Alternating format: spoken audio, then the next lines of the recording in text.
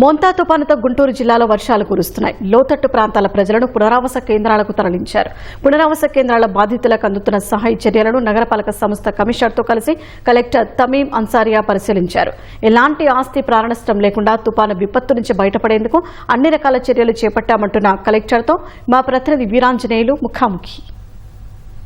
గుంటూరు జిల్లా వ్యాప్తంగా కూడా ఉంది. రాత్రి నుంచి కూడా వర్షాలు పడుతూ ఉన్నాయి. అయితే ఈ రోజు రాత్రికి కాకినాడ మచిలీపట్నం మధ్యలో తీరం దాటే అనే అవకాశం ఉన్న నేపథ్యంలో గుంటూరు జిల్లా వ్యాప్తంగా అదేవిధంగా ఉమ్మడి గుంటూరు జిల్లా వ్యాప్తంగా కూడా అతి భారీ వర్షాలు ఎదురుగాలు కురిసే అవకాశం ఉంది. ఈ నేపథ్యంలో గుంటూరు జిల్లా యంత్రాంగం అయితే పూర్తి స్థాయిలో అప్రమత్తమైంది. ఎక్కడికక్కడ పునరావాస కేంద్రాలు ఏర్పాటు చేసి ప్రజలను సంరక్షించే బాధ్యత తీసుకున్నారు. ఇప్పుడు ప్రస్తుతం మన గుంటూరులో ఉన్న ప్రభుత్వ పునరావాస కేంద్రం వద్ద కలెక్టర్ గారితో ఉన్నాము.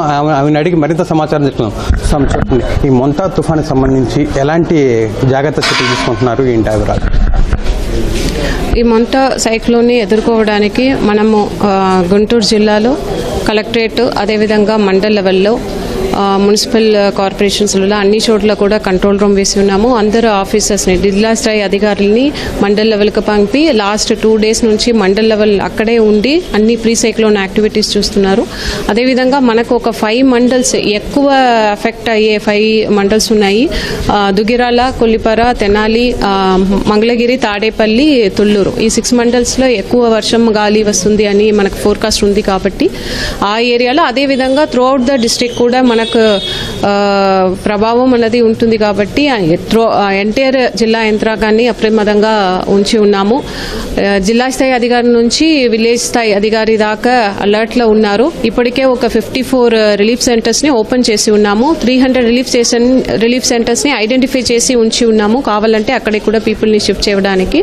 ఇప్పటిదాకా చూస్తే అరౌండ్ ఒక 2000 పీపుల్ మన రిలీఫ్ సెంటర్స్ లో ఉన్నారు. ఇక్కడ జీఎంసీ పరిధిలో అయితే 5 సెంటర్స్ ని ఓపెన్ చేసి ఉన్నాము. వారికి కావాల్సిన అన్ని సదుపాయాలు ఏర్పాటు చేస్తున్నాము. నేను జిల్లా ప్రజలు అందరికీ కూడా ఒకే ఒక విజ్ఞప్తి, మీరు అందరూ కూడా ఈ రోజు ఇంటిలోనే ఉండండి. కావాల్సిన అన్ని ఫ్రూట్స్ కానీ వెజిటబుల్స్ కానీ అన్ని కూడా స్టాక్ చేసుకుంటూ ఇంటిలోనే ఉండండి. మొబైల్ ఫోన్ చార్జ్ చేసి పెట్టుకోండి. బయటికి రాకుండా మీరు ఇంటిలో ఉంటే సేఫ్ గా ఉంటారు. బికాస్ ఈ రోజు ఇప్పుడే వర్షం ఎక్కువ స్టార్ట్ అయింది. ఈవినింగ్ లోపల ఇంకా ఎక్కువ వస్తుంది. కాబట్టి మీరు లోపలే ఉంటే సేఫ్ గా ఉంటుంది. అదేవిధంగా ఎవరు కూడా చెట్టు కింద బయట ఓపెన్ స్పేస్ కు రావడం కూడా అంత సేఫ్ కాదు. బికాస్ హెవీ థండర్ స్టార్మ్ కూడా ఉంటుంది, థండర్ కూడా ఉంటుంది. కాబట్టి పిడుగులు పడతాయి. కాబట్టి మీరు లోపల ఉండండి. ఎవరైతే కచ్చా హౌస్ లో ఉన్న వారిని గుర్తించి ఇప్పుడు వారిని షిఫ్ట్ చేస్తున్నామో దానికి మీరు మన జిల్లా యంత్రాంగానికి సహకరించండి. మన తహసీల్దార్స్ అదేవిధంగా మన సచివాలయం సిబ్బంది కూడా మీ దగ్గరికి వచ్చి మిమ్మల్ని మీ చోటు నుంచి పిలిస్తే దయచేసి వచ్చేసేయండి. సేఫ్ అయిన ప్లేస్ లో మీరు ఉంటే మీకు కూడా మంచిది. చెప్పండి, ఈ పునరావాస కేంద్రాల్లో ఉండే ప్రజలకి ఎలాంటి సదుపాయాలు అందుబాటులో ఉంటాయి? సో వారు అందరూ కూడా ఇక్కడ రిలీఫ్ సెంటర్స్ లో ప్రాపర్ ఫుడ్, వాటర్, చిన్నపిల్లలకి అక్కడికి పాలు, బిస్కెట్స్, శానిటేషన్ ప్రాపర్ గా చూస్తున్నాము. అదేవిధంగా ప్రతి ఒక్క రిలీఫ్ సెంటర్ లో కూడా మెడికల్ క్యాంప్ కూడా అరేంజ్ చేస్తున్నాము. సో వారికి ఎటువంటి ఇబ్బంది కాకుండా అక్కడికి అన్ని సదుపాయాలు ఏర్పాటు చేస్తున్నాము. అందరు ఆఫీసర్స్ ని కూడా ఎవ్రీడే అక్కడికి విజిట్ చేసి morning evening 2 time mandal level special officers ఎవరైతే ఉన్నారో వారిని అక్కడికి వెళ్లి ఫిజికల్ గా చూసి ఏదైనా అక్కడ ల్యాబ్సెస్ లోపాలు ఉంటే వెంటనే కరెక్ట్ చేసేటట్లు ఏర్పాటు చేసి ఉన్నాము. అంతా కమిషనర్ గారు కూడా ఉన్నారు. ఆయన అడిగి మరింత సమాచారం సార్ చెప్పండి, నగరపాలక సంస్థ పరిధిలో మొత్తం ఎన్ని పునరావాస కేంద్రాలు ఉన్నాయి? ఎంతమందిని సురక్షితంగా ఉంచే ప్రయత్నం చేస్తున్నారు? ఈ మోంతా తుఫాను దీన్ని దృష్టిలో పెట్టుకుని నగరపాలక సంస్థ పరిధిలో ఒక 80 పునరావాస కేంద్రాలు మేము ఐడెంటిఫై చేసుకుని అక్కడ కావాల్సినటువంటి అన్ని సమకూర్చుకున్నాము.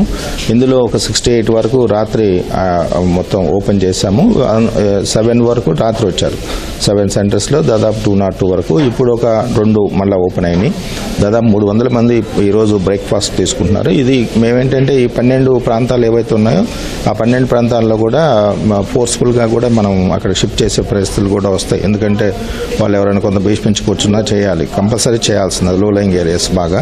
కాబట్టి అది చూసుకొని మన కమాండ్ కంట్రోల్ రూమ్ ఉంది. తర్వాత వార్డు వైజు, తర్వాత centre wise, assembly conference wise, ఇట్లా కూడా అందరూ టీమ్స్ వేసి అందరూ కూడా ఫీల్డ్లోనే ఉన్నారు. ఎలాంటి ఇబ్బంది లేదు. వాళ్ళకి కావాల్సిన ఫుడ్ కానీ, బిస్కెట్స్ కానీ, తర్వాత స్నాక్స్ కానీ, మిల్క్ కానీ, డ్రింకింగ్ వాటర్ కానీ అన్ని రకాలుగా చర్యలు తీసుకుంటున్నారు. నగర ముంపుకి ప్రధాన కారణం పేకలవాగు. ఈ తుఫాన్ నేపథ్యంలో మేకలవాగు పూడికతీత పనుల మీద వాటిని దృష్టి కేంద్రీకరించారో పనులు ఎలా ఉన్నాయి ఏంటి? గత 3 రోజుల నుంచి మేజర్ డ్రైన్స్ అన్ని మనము సమ్మర్లో చేయించినా కూడా మధ్య మధ్యలో హడ్డిల్స్ ఉంటే తీస్తూ ఉన్నాం. బట్ ఈ తుఫాన్లు ఈ వర్షాలను దృష్టిలో పెట్టుకుని 3 డేస్ నుంచి ఒక డ్రైవ్ కూడా టేకప్ చేస్తాం. అట్లానే మేజర్ డ్రైన్స్లో ర్యాంప్స్ కానీ ఇవన్నీ కూడా బ్రేక్ చేసి ఆ వాటర్ రోడ్ల మీద పడ్డ వాటర్ అంతా కూడా ట్రైన్లోకి వెళ్ళేటట్లుగా కూడా మనం చేసుకుంటున్నాం, ఇబ్బంది లేకుండా చూసుకుంటాం. Thank you. చూసినట్టయితే గుంటూరు కావచ్చు, గుంటూరు జిల్లా వ్యాప్తంగా ఉన్నటువంటి తుఫాను నేపథ్యంలో ఎక్కడా కూడా ఎవరికి ఇబ్బంది లేకుండా అదేవిధంగా అన్ని రకాల చర్యలు తీసుకున్నామని, ప్రధానంగా పునరావాస కేంద్రాల్లో ప్రజలను చేర్చి అక్కడ వారికి కావాల్సిన అన్ని ఏర్పాట్లు చేశామని కలెక్టర్ అదేవిధంగా కమిషనర్ చెప్తున్నారు. కెమెరామెన్ కేశవ్తో వీరాంజనేయులు, ఈటీవీ న్యూస్, గుంటూరు.